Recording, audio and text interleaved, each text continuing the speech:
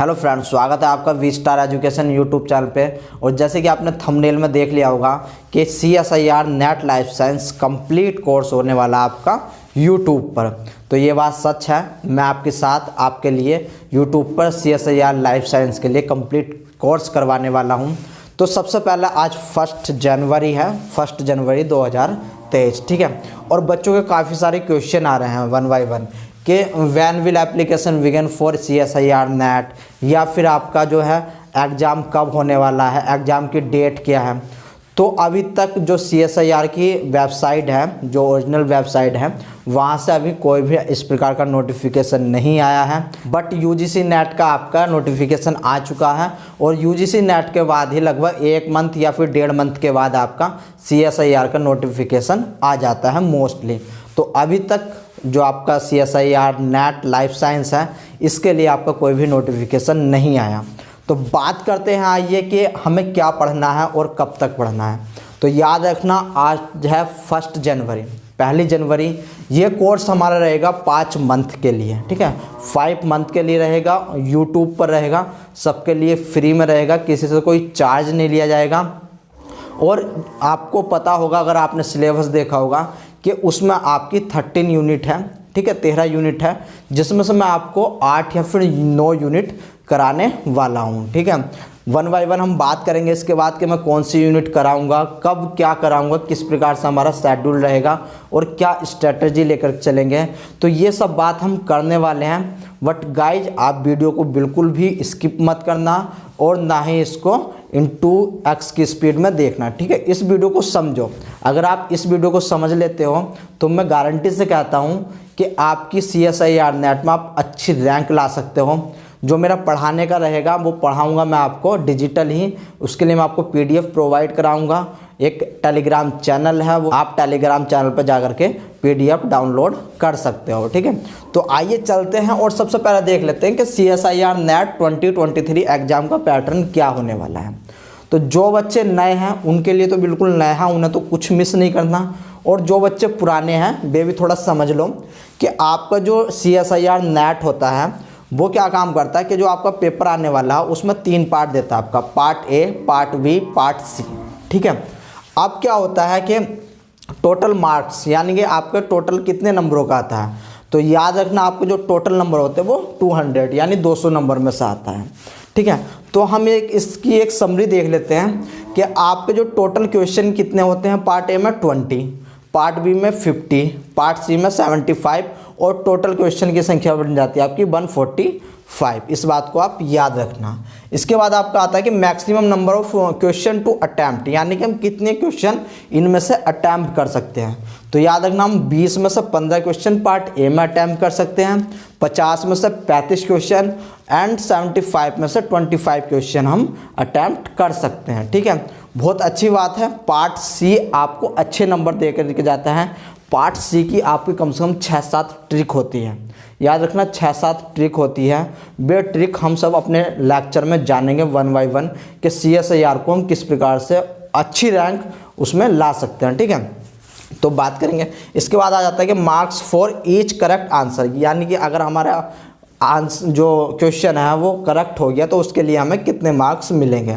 तो याद रखना, पार्ट A में 1 question for 2 marks, part B में 1 question for 2 marks and part C में 1 क्वेश्चन फॉर 4 मार्क, यानी कि आपके 4 नंबर का क्वेश्चन आता है पार्ट C में। इस प्रकार से आपके टोटल आपके 200 नंबर बन जाते हैं, ठीक है। इसके बाद जो नेगेटिव मार्किंग होती है, वो नेगेटिव मार्किंग कितने की आती है। तो याद रखना, पार्ट A, B, C आपकी जो टोटल नेगेटिव मार्किंग रहती है वो 25%, यानी कि जैसे कि आपका पार्ट A है तो इसमें आपके 0.5 नंबर रिड्यूस होंगे, पार्ट B में भी आपका सेम 0.5 नंबर रिड्यूस होंगे, जबकि पार्ट C में आपके 1 नंबर रिड्यूस होंगे। यानी कि अगर एक आपका क्वेश्चन गलत चला गया तो पार्ट C में आपका 1 नंबर कटने वाला है, B में गलत चला गया तो उसमें 0.5 नंबर आपके कटने वाले हैं। इसी प्रकार अगर A में चला गया तो उसमें भी आपका 0.5 नंबर कटने वाले हैं। अब इसका सिलेबस क्या है, तो हम एक बार सिलेबस देख लेते हैं और उसका रोड मैप देख लेते हैं कि हमें कब क्या क्या पढ़ना है। गाइज, लेक्चर बहुत इम्पोर्टेंट हैं। अगर आपको अच्छा लगेगा और ये इनिशिएटिव यूट्यूब पर अच्छी लगेगी आपको, तो इसको आपको शेयर ज़रूर करना है, क्योंकि ये जितने ज़्यादा के पास जाएगा मुझे उतनी ही खुशी रहेगी और मेरी जिम्मेदारियाँ उतनी ही बढ़ जाएंगी। तो इसे स्टार्ट करते हैं सिलेबस से। बट सिलेबस देखने से पहले आपको ये वीडियो शेयर ज़रूर करनी है, क्योंकि ये वीडियो जितने ज़्यादा के पास जाएगी उतने ज़्यादा का फ़ायदा होगा। क्योंकि अगर आप कहीं से सब्सक्रिप्शन ले लें या फिर आप ऑफलाइन पढ़ लो तो आपको काफ़ी सारा पैसा देना पड़ता है। बट गाइज इस चैनल पर आपका वो सारा पैसा बच सकता है। तो स्टार्ट करते हैं। याद रखना, जो आपका फर्स्ट रैंकर होता है वो क्या करता है, उसकी स्ट्रेटजी अपनाते हैं। ठीक है, फर्स्ट रैंकर वाला आपका मान लो आपकी 13 यूनिट है, तो वो 13 की 13 यूनिट को टारगेट नहीं करता, वो यूनिट देखता है 8 से 9। वो 8 से 9 यूनिट ही अपनी रेडी करता है, तैयार करता है। बट वे 8 से 9 यूनिट उसकी ऐसी होती है कि उनमें से कुछ भी आ जाए वो कहीं से मिस नहीं करता। तो यही काम आपको करना है। तो देख लेते हैं कि आपकी सिलेबस जो है उसमें 30 यूनिट है, आपको कितनी करनी है, 8 से 9 यूनिट। वो क्यों करनी है मैं कभी आपको आने वाले लेक्चर में बताऊंगा। ठीक है, इसके बाद पहली जो आपकी यूनिट है उसका नाम है molecular and their interaction relevant to biology. ठीक है, यानी कि ये जो आपकी यूनिट है इसको हम बायोकेमिस्ट्री के नाम से भी जानते हैं। ठीक है, इसको हम बहुत डिटेल में पढ़ने वाले हैं। इसके बाद आपका आता है सेलुलर ऑर्गेनाइजेशन, जिसको हम सेल बायोलॉजी के नाम से जानते हैं। इसके बाद आपका फंडामेंटल प्रोसेस आता है, जिसको हम मॉलिक्यूलर बायोलॉजी के नाम से जानते हैं। नंबर 4 की यूनिट आपकी आती है cell communication and cell signalling. इसमें ही आपका इम्यूनोलॉजी वगैरह भी आती है इसी यूनिट में। इसके बाद नंबर 5 पर आपका आता है developmental biology. One of my favourite unit है डेवलपमेंटल बायोलॉजी, क्योंकि इसमें आप देखोगे कि आपको, अगर आप साइंस फिक्सेशन मूवी देखने के शौकीन हो तो ये आपकी भी फेवरेट होने वाली है डेवलपमेंटल बायोलॉजी। और डेवलपमेंटल बायोलॉजी की जो यूनिट है वो CSIR नेट में आपको काफ़ी अच्छे नंबर दे करके जाते हैं। याद रखना, ये कम से कम 40 to 45 नंबर का आपको दे के जाते हैं। ठीक है, इसी प्रकार आपका जो बायोकेमिस्ट्री होती है वो 30 to 35 नंबर आपको दे करके जाती है।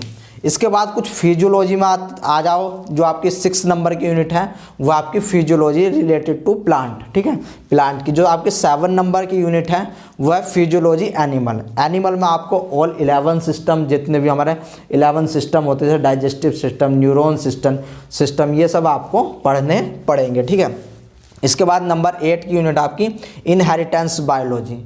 इनहेरिटेंस को हम जेनेटिक्स के नाम से भी जानते हैं, जेनेटिक्स यूनिट बोल देते हैं।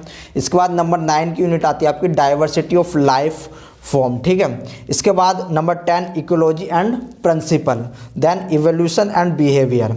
ठीक है, तो ये हम देखेंगे क्या क्या हमें पढ़ना है, हमें कौन सी 8 से 9 यूनिट तैयार करनी है। इसके बाद नंबर 12 आपका आता है अप्लाइड बायोलॉजी। इसमें आपका जो अप्लाइड बायोलॉजी होता है इसमें बायोटेक्नोलॉजी, माइक्रोबायोलॉजी, यानी कि अप्लाइड से रिलेटेड आपके क्वेश्चन आते हैं। टिश्यू कल्चर, वो सब हम जब यूनिट वाइज पढ़ेंगे, जब हम इनके अंदर जाएंगे तो हम देखेंगे। ठीक है, इसके बाद आपका आता है मेथड इन बायोलॉजी नंबर 13। जितने भी आपकी टेक्निक हैं, लगभग 40 to 45 टेक्निक्स आती हैं, तो वे सब हम देखने वाले हैं। अब इन सब में से हमें पढ़ना क्या है वो हम देखते हैं। तो जो मैं पढ़ाने वाला हूँ, बायोकेमिस्ट्री में आपको पढ़ाऊँगा, सेल बायोलॉजी में आपको पढ़ाऊँगा, मॉलिक्यूलर बायोलॉजी में आपको पढ़ाने वाला हूँ सेल कम्युनिकेशन एंड सिग्नलिंग। ये बहुत अच्छी यूनिट है और अच्छा एवरेज करके जाती है आपका। डेवलपमेंटल बायोलॉजी वो मैं छोड़ने वाला नहीं हूँ, वो मैं बिल्कुल आपको पढ़ाने वाला हूँ। ठीक है, अभी याद रखना कि फिजियोलॉजी में से आपका प्लांट हो या फिर एनिमल हो, प्लांट हो या एनिमल हो, मैं आपकी केवल एक ही यूनिट, इन दोनों में से एक यूनिट पढ़ा सकता हूँ। वो आपकी इच्छा रहेगी कि आप प्लांट को पढ़ना चाहते हो या फिर एनिमल को पढ़ना चाहते हो। तो जिसके वोट ज़्यादा रहेंगे मैं वो इन दोनों में से वो वाली यूनिट चूज करके आपको पढ़ा दूँगा। ठीक है, इसके बाद जेनेटिक्स में से आपका बहुत अच्छा आता है, तो जेनेटिक्स में आपकी पढ़ाने वाला हूँ। इसके बाद इकोलॉजी एंड इवोल्यूशन, ये मैं आपको पढ़ाने वाला हूँ।